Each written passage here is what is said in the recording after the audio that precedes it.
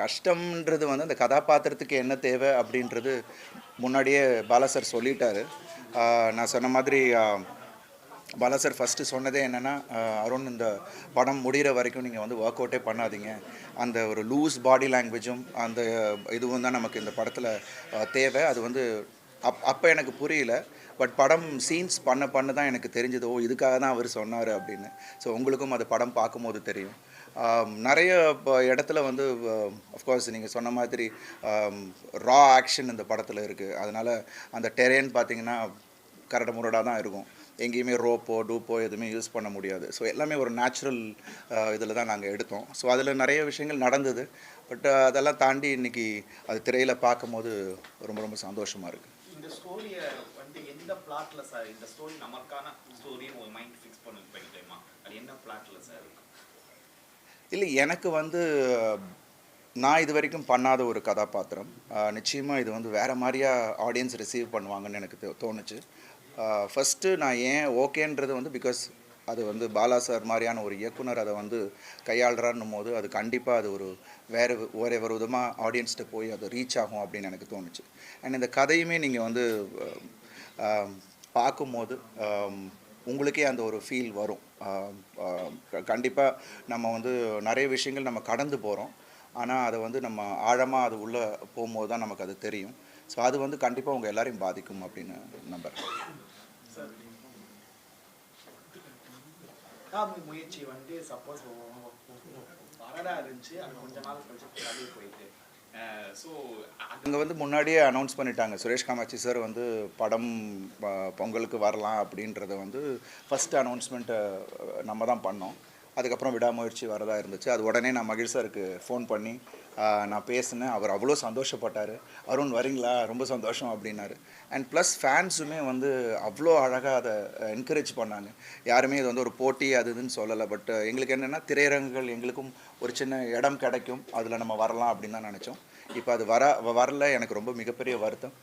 But இருந்தாலும் அது வந்து ஒரு மிகப்பெரிய அடுத்த ஒரு ஒரு பெரிய படமாக அமைஞ்சு அது எப்போ வந்தாலும் அது பெரிய சக்ஸஸாக ஆக போகுது அப்படின்றது தான் என்னோட நம்பிக்கை. அண்ட் மற்ற படங்கள் இந்த நேரம் வந்துகிட்டு இருக்கு. அதுக்கும் என்னோட வாழ்த்துக்கள்.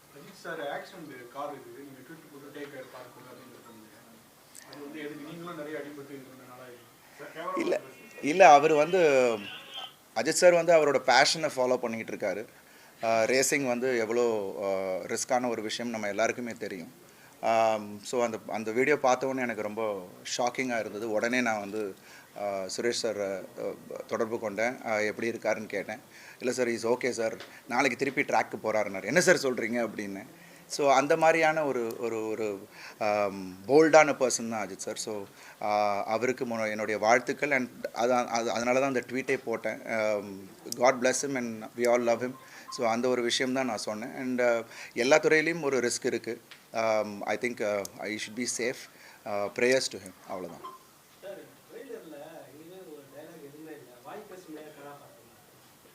நீங்கள் படம் பாருங்கண்ணே, படம் பார்க்கும்போது உங்களுக்கு தெரியும். இது படம் பாருங்கள். நீங்கள் படம் பார்க்கும்போது அது என்ன மாதிரியான கதாபாத்திரம் எப்படி வடிவமைச்சிருக்காரு. ஏன்னா இந்த கதாபாத்திரத்துக்குன்னு ஒரு சில பிஹேவியர்ஸ் சொன்னார் சார். இது இப்படி தான் சிரிக்கும், இப்படி தான் ரியாக்ட் பண்ணும், எமோஷனுக்கு இப்படி தான் இருக்கும்ன்ற நிறைய ஒரு வேரியேஷன் இந்த கதாபாத்திரத்தில் இருக்குது. அது நீங்கள் படம் பார்க்கும்போது உங்களுக்கு தெரியும். சார், பாலா சார் படத்தில் நடித்த எல்லா நடிகருக்குமே வந்து ஃப்யூச்சரில் இண்டஸ்ட்ரியை பொறுத்தவரை நல்ல கெரியர் இருக்கும். பட் ஆனால் தேட்டருக்குலாம் வந்து விசிட் பண்ணுறதுக்கு வந்து பார்த்தீங்கன்னா படத்தோட எண்டிங் வந்து சேடில் தான் முடியும். ஸோ பட் விசிட்டர்ஸ் வந்து பீப்புள் சைடில் ரொம்ப கம்மியாக இருக்கும். பட் இந்த படம் பொங்கல் விதமாக ரிலீஸ் ஆகுது. மக்கள் உள்ள வரதுக்கு என்ன கண்டென்ட் உள்ள ஸ்பெக்டாக இருக்கும்? இல்லை, கண்டென்ட்டாக நிச்சயமாக இது வந்து ஒரு கண்டிப்பாக எல்லாரையும் ஈர்க்கக்கூடிய ஒரு கண்டென்ட் தான். ஏன்னா படம் அப்படி ஒரு எமோஷனாக அவங்க எல்லாரையும் கனெக்ட் பண்ணும். அண்ட் அதே சமயத்தில் உள்ள எல்லா சுவாரஸ்யமான விஷயங்களும் இருக்குது. அண்ட் அங்கங்கே ஒரு சட்டையர்ஸ் சின்ன சின்ன விஷயங்கள் இருக்குது. அண்ட் ஆக்ஷன் இதில் வந்து நீங்கள் உங்களுக்கு கதையோடு எல்லாமே அமைஞ்சிருக்கும். ஸோ ஐ திங்க் எங்கேயுமே உங்களுக்கு போர் அடிக்காது. And it will be a wonderful film to watch. அவ்வளோதான் நான் சொல்கிறேன். என் பக்கத்தில் தான் உட்காந்துருந்தார். ட்ரெய்லர் பார்த்துட்டு பயங்கரமாக ஹாப்பியாக இருந்தார். தொடையில் தட்டி மாற்றிடுறாருல்ல எல்லாரையும் அப்படின்னாரு. ஸோ அது எனக்கு வந்து பார்த்து ரொம்ப சந்தோஷமாக இருந்தது. And he was very happy and அவர் என்னை ரொம்ப விஷ் பண்ணார். நிச்சயமாக இந்த படம் உனக்கு பெரிய படமாக இருக்கும் அப்படின்னு. இந்த ஸ்டோரி சூர்யா சார் ஓகே பண்ண ஸ்டோரியா இல்லாட்டி ஃப்ரெஷ்ஷாவே பாலா சார் பண்ணாங்களா? பாலா சார் எனக்கு என்ன கதை சொன்னாரோ அதுதான் இப்போ எடுத்திருக்கோம். ஸோ அது எனக்கு தெரியாது அது எந்த கதை இல்லை, அது அது அதே ஸ்டோரி தான் நினைக்கிறேன். படம் பார்த்தாச்சுமா. ஏமா டப் பண்ணும் போது பார்த்தேன், அதுக்கப்புறம் படமும் ஃபுல்லாக பார்த்தாச்சு. ஐ திங்க் முக்கியமாக இதில் சாம்சியஸ் ஆமாம் அது போகக்கூடாதுன்னு சொன்னார். அதுதான் நான் முன்னாடியே ஆன்சர் பண்ணது தான். அது வந்து இந்த கேரக்டருக்கு தேவைப்பட்டுச்சு. அதனால தான் பார்த்தீங்கன்னா பிகினிங் எல்லாமே கொஞ்சம் ஃப்ளாபியாக இருப்பேன், கொஞ்சம் லூஸாக அந்த பாடி லாங்குவேஜுக்காக.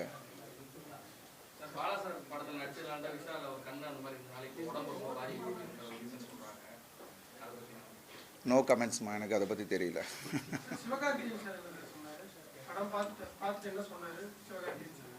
அவர் இன்னும் படம் பார்க்கலாமா? யாருமே இன்னும் வெளியாட்கள் யாரும் படம் பார்க்கலாம்.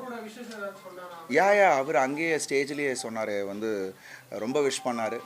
என்னோட டெடிகேஷன், எனக்கு அவருக்கு பிடிச்ச விஷயமே என்னோட டெடிகேஷன், விடாமுயற்சி, அவர் தொடர்ந்து அவரை விட்டு கொடுக்காமல் பண்ணுறதுன்னு சொன்னார். அதுவே எனக்கு ஒரு பெரிய விஷயமாக இருந்தது. And thanks. அந்த மாதிரி பல பேரை நான் இப்போ வர ஜென்ரேஷனை இன்ஸ்பயர் பண்ணுறன்ற போது ரொம்ப ரொம்ப சந்தோஷமாகவும் இருக்குது. சார் எந்த சீக்வன்ஸ் வந்து நானா இதுன்னு இங்கே பிரமிச்சு பார்த்துருப்பீங்களே, ஏற்கனவே நீங்கள் மூவி பார்த்துருக்கீங்க, ஸோ எந்த சீக்வன்ஸ் வந்து உங்களுக்கு ஒரு பிரமிப்பு ஏற்படுத்தும்?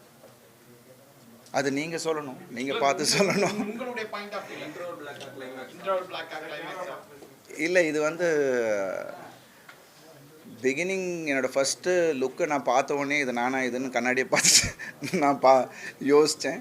அதுக்கப்புறம் ஒவ்வொரு சீனும் பெர்ஃபார்ம் பண்ணும் போது இன்டர்வல் பிளாக்காக இருக்கட்டும், அதில் வந்து இந்த சிஸ்டரோட நான் எனக்கும் என்னோட தங்கைக்கும் இருக்கிற சீக்வன்ஸாக இருக்கட்டும், எல்லாமே வந்து எனக்கு என்னை அறியாமல் சில விஷயங்கள் அங்கே நடந்தது. ஸோ அது வந்து ஐ திங்க் நீங்கள் அதை விட்னஸ் பண்ணுவீங்க, அப்போ உங்களுக்கு புரியும். போட்டிருப்பேன், ஒரு 6 கிலோஸ் போட்டிருப்பேன் நினைக்கிறேன். பாலா சார் வந்து ஸ்பாட்ல எப்பயுமே வந்து கொஞ்சம் ஹாஷா நடந்துப்பாருன்னு சொல்லுவாங்க. பட் உங்கள்கிட்ட எங்கேயாவது ஸ்பாட்ல ஏதாச்சும் ஒரு தருணத்தில் ஹாஷா நடந்துருக்கா? எங்கேயுமே இல்லைம்மா. எனக்கும் அதான் சொன்னேனே, பாலா சாரை நல்லா புரிஞ்சிக்க முடிஞ்சுது. அவர் என்ன எதிர்பார்க்குறாருன்னு எனக்கு கிளாரிட்டி இருந்தது. அதுதான் சொன்னேனே, இந்த ஒரு மெச்சூரிட்டி, இத்தனை வருஷம் அந்த எக்ஸ்பீரியன்ஸ் வந்து ஐ திங்க் இங்கே அதை ஹெல்ப் பண்ணுச்சு. அவரை வந்து ஈஸியாக என்னால் அதை புரிஞ்சிக்க முடிஞ்சுது. ஸோ அதனால் அவ்வளோ எனக்கு எங்கேயுமே பாலா சார் வந்து இந்த படத்தை ஃபுல்லாகவே வந்து யார்கிட்டையும் எங்கேயுமே கோவப்பட்டு நான் பார்க்கவே இல்லை. ரொம்ப பொறுமையாக எல்லாருக்கும் அந்த ஸ்பேஸ் கொடுத்து, டைம் கொடுத்து, ஏன்னா ஒரு டைரக்டராக ஒரு கிளாரிட்டி, இந்த கதாபாத்திரம் இப்படி வரணும், இந்த ரியாக்ஷன் வரணும் அப்படின்றதுக்காக வெயிட் பண்ணி எடுத்து ரொம்ப பொறுமை அவருக்கு. என்னை பொறுத்த வரைக்கும் எந்த இடத்துலையுமே பாலா சார் டென்ஷனாகி நான் பார்க்கவே இல்லை. உங்களை வந்து கணத்தில் தட்டு அப்ரிஷியேட் பண்ணாரு. But end of the movie முடிஞ்சதுக்கு அப்புறம் வந்து உங்களுக்கு ஏதாச்சும் கிஃப்ட் பண்ணாரா? ஏதாச்சும் வேர்ட் உங்கள்கிட்ட பார்த்து சொன்னார்? எங்கள் அப்பாட்ட சொன்ன விஷயம் என்னென்னா, அப்பா போய் சொன்னாங்க, அருணை ரொம்ப பிரமாதமாக நடிக்க வச்சுருக்கீங்க அப்படின்ட்டு. அவர் அப்பாட்ட சொன்ன விஷயம், அவர்கிட்ட இருக்கிறது தான் நான் வெளில கொண்டு வந்திருக்கேன் அப்படின்னாரு. ஸோ அதுவே எனக்கு ஒரு பெரிய பெரிய அப்ரிசியேஷன். அண்ட் மற்றபடி அவர் எப்போதுமே ரொம்ப காம் பர்சன். அவரோட படத்தை பற்றி பெருசாக வெளியில் சொல்லிக்க மாட்டார். அந்த மாதிரி தான் அவர் எப்போதுமே.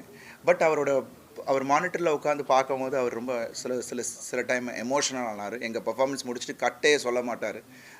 அப்போ திடீர்னு விஜய் சார் ஒரு தடவை ஒரு சீன் கிளைமேக்ஸ் எடுத்துக்கிட்டு இருக்கும்போது டேரக்டர் விஜய் சார் வந்தது, ஆனால் பெரிய க்ரௌடு. ஸோ அப்போது சீன் போயிட்டுருக்கு, பர்ஃபார்ம் பண்ணிக்கிட்டு இருக்கோம், கட்டையே சொல்லலை.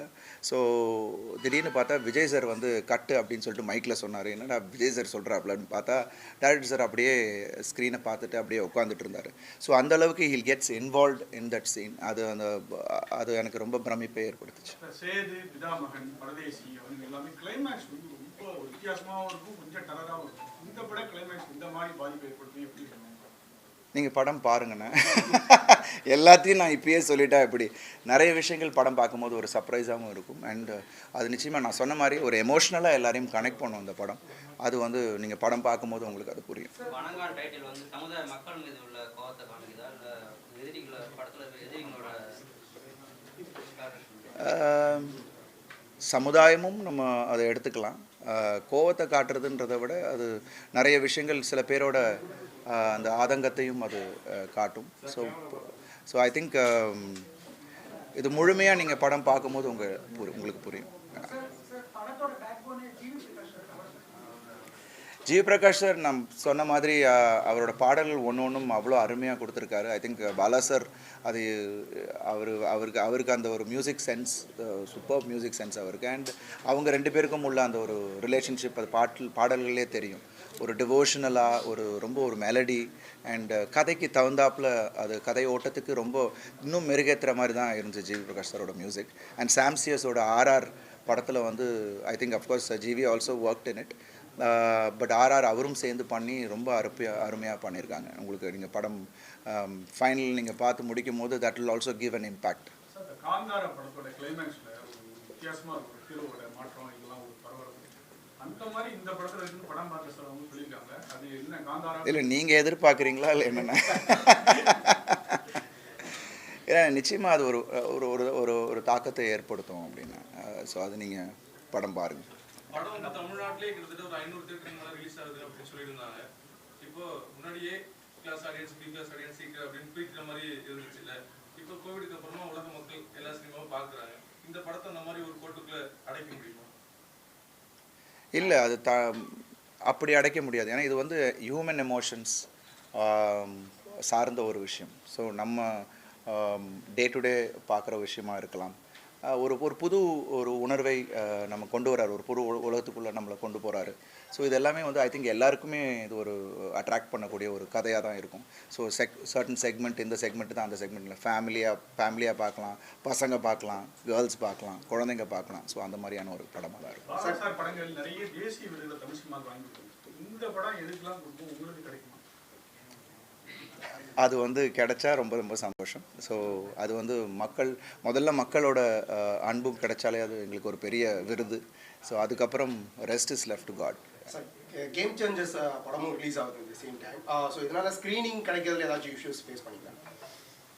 ஒவ்வொரு படங்களுமே நம்ம ரிலீஸ் பண்ணும் போது பல கஷ்டங்கள் எல்லாருக்குமே இருக்குது.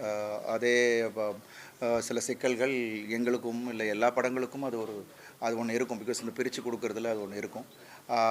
ஸோ பார்க்கலாம். பிகாஸ் எல்லா படங்களுக்கும் ஒரு ஸ்பேஸ் வேணும். ஸோ அதே மாதிரி நிச்சயமாக எங்கள் படக்கும் அதுக்கான ஸ்பேஸ் கொடுக்குறாங்க. ஸோ அது நிச்சயமாக அது எந்த படம் நல்லா இருக்கோ அதுக்கான தேட்டருக்காரங்களே அதை எப்படி அதை கொண்டாடணுமோ அதை கொண்டாடுவாங்கன்னு நம்பிக்கை. வேற மூவி நீங்கள் பண்ணும்போது கொஞ்சம் கூலாகவே இருப்பீங்க. ஆனால் இந்த மூவி நாளைக்கு ரிலீஸ் கொஞ்சம் பயம் சார்ந்த ஒரு திட்டம் இருக்கா? இல்லை, ஒவ்வொரு படமும் நம்ம ஒரு சாட்டிஸ்ஃபேக்ஷன் இருக்கும். பட் இந்த படத்தில் எனக்கு கூடுதல் சாட்டிஸ்ஃபேக்ஷன், ஒரு எக்ஸைட்மெண்ட். ஆடியன்ஸ் கிட்ட கொண்டு போய் இந்த ஒரு வருஷத்தோட உழைப்பை, இத்தனை பேரோட உழைப்பை நம்ம கொண்டு போய் சேர்க்குறோம். அது ஒரு புது முயற்சி. ஸோ அது ஆடியன்ஸ்கிட்ட போய் சேர்க்குதுன்ற ஒரு எக்ஸைட்மெண்ட் தான் எனக்கு கூடுதலாக இருக்குது. ஸோ இது டென்ஷன் ஒன்றும் கிடையாது. பட் தேட்டர்லேருந்து வரக்கூடியவங்க கிட்ட எப்படி எஃபெக்ட் சொல்லி மூவியை பற்றி கேட்டுருவோம். உங்களுடைய ஒப்பீனியனை பற்றி சொல்லுங்கள் சார். இல்லை, அது அவங்களோட விருப்பம். ஏன்னா அவங்க சொல்கிறாங்க, நீங்கள் எடுக்கிறீங்க. ஸோ அது நம்ம பண்ணக்கூடாதுன்னு நம்ம எதுவும் சொல்ல முடியாது. ஏன்னா நம்ம இங்கே பண்ணலைன்னா அவங்க மொபைலில் பண்ண போகிறாங்க, இல்லை எங்கேயாவது பண்ண போகிறாங்க. ஸோ அது அப்படி அதை நம்ம எதுவும் சொல்ல முடியாது. பட் ஐ திங்க் மூவி கிரிட்டிக்ஸாக அவங்க காசு கொடுத்து போகிறவங்க அவங்களோட விருப்பத்தை சொல்கிறாங்க. ஸோ நம்ம ஒரு நல்ல படத்தை கொடுக்கணுன்றது தான் நம்மளோட உண்மையான நோக்கமாக இருக்கணும். ஒவ்வொரு கிரியேட்டரும் அதை மனசில் வச்சுட்டு அதை நம்ம பண்ணணுன்றது தான் இந்த நேரத்தில் என்னோட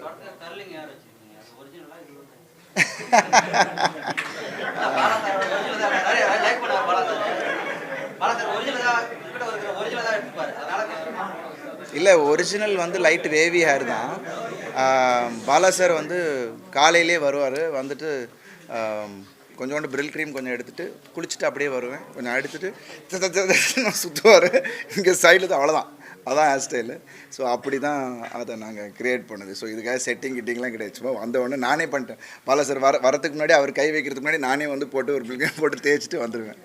இட் வாஸ் நைஸ். அது அந்த கேரக்டருக்கு அது மாதிரி தேவைப்பட்டுச்சு. ஸோ அதை தான் சார் இந்த படத்தில் ரொம்ப பெருசாக பேசப்பட்டது இந்த படத்தில் இல்லை இவர் எதோ சொல்லிட்டு இருக்காரு. இந்த படத்தில் ஃபர்ஸ்ட் ரொம்ப பெருசாக பேசப்பட்டது அந்த படத்தோட ஃபர்ஸ்ட் லுக் போஸ்டர் பெரியாரோட சிலையும் விநாயகர் சிலையும் பிடிச்சிருக்க மாதிரி அந்த மாதிரி பொலிட்டிக்கல் ஸ்டேட்மெண்ட் இந்த படம் முழுக்க இருக்கா? இல்லை, அதுக்கான பதில் அந்த பாடல்லையே வந்துருச்சு. இறைநூறு பாடல்லையே உங்களுக்கு அதோட அர்த்தம், அதோட விடை எல்லாமே அதுலேயே வந்துருச்சு. So I think that's what it. அவர் என்ன சொல்ல வராரோ அந்த பாடல்லே வந்துருச்சு.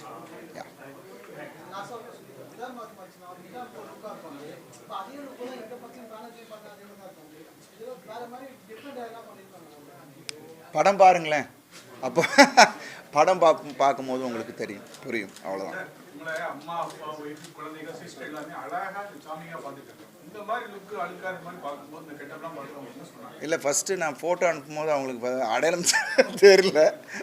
ஸோ அந்த மாதிரி தான், பிகாஸ் அதுதான் எனக்கு கிடச்சி. ஏன்னா இந்த கெட்டப்பில் ஆக்சுவலாக நாங்கள் நிறைய கன்னியாகுமரி ஸ்ட்ரீட்ஸு உள்ளுக்குள்ளே க்ரௌடுக்குள்ளெல்லாம் எடுத்தோம். கேமரா கொஞ்சம் வெளியில் வச்சு மறைவாக வச்செல்லாம் எடுத்தோம். நிறைய பேர் என்னை அடையாளமே கண்டுபிடிக்க முடியல. கேமரா பார்த்த உடனே தான் என்னை வந்து அதே அருண் விஜய் நானுங்களே தவிர அது வரைக்கும் கண்டுபிடிக்கல. அது ஈஸியாகவும் இருந்துச்சு. ஸோ அப்படி மாற்றக்கூடிய ஒருத்தர் தான் பாலா சார். ஸோ ரொம்ப ரொம்ப சந்தோஷமாக இருக்குது.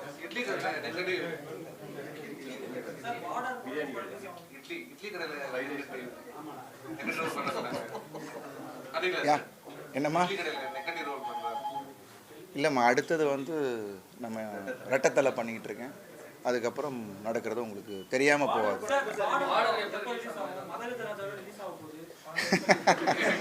இல்லை, பார்டர் ரொம்ப ஃப்ரெஷ்ஷான படம். நிச்சயமாக திருப்பி அறிவாளன் சாரோட டச்சில் தான் இருக்கேன். ப்ரொடியூசர்ஸ் சில பிரச்சனைகள் இருந்தது, அது கண்டிப்பாக சால்வ் ஆகிடும்னு நினைக்கிறேன். கண்டிப்பாக அதுவும் அதுவும் குற்றம் 23க்கு அப்புறம் அறிவாளன் சாரோட அடுத்த ஒரு பெரிய ஒரு படமாக அவருக்கும் இருக்கும். எனக்கும் அது ஒரு வேறு மாதிரியான ஒரு படமாக இருக்கும். பாக்ஸர் ஆக்சுவலாக நாங்கள் பண்ணலை. ஆக்சுவலாக 3 நாள் தான் ஷூட் பண்ணோம். அதுக்காக நான் ஒரு 6 மாதம் ட்ரெயின் பண்ணது தான் கஷ்டமான ஒரு விஷயம். எனக்கு ரொம்ப கஷ்டம் அது வந்து நடக்கலை அப்படின்றது. அதுக்கப்புறம் நிறைய அதோட தழுவுகளில் படம் வந்துச்சு.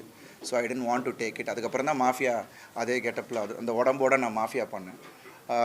எனக்கு ஒரு பாக்ஸிங் கதை பண்ணணும்னு தான் ஆசை. பட் அதுக்கான ஒரு கரெக்டான ஒரு களம் கிடைக்கணும், கரெக்டான ஒரு கதை கிடைக்கணும்.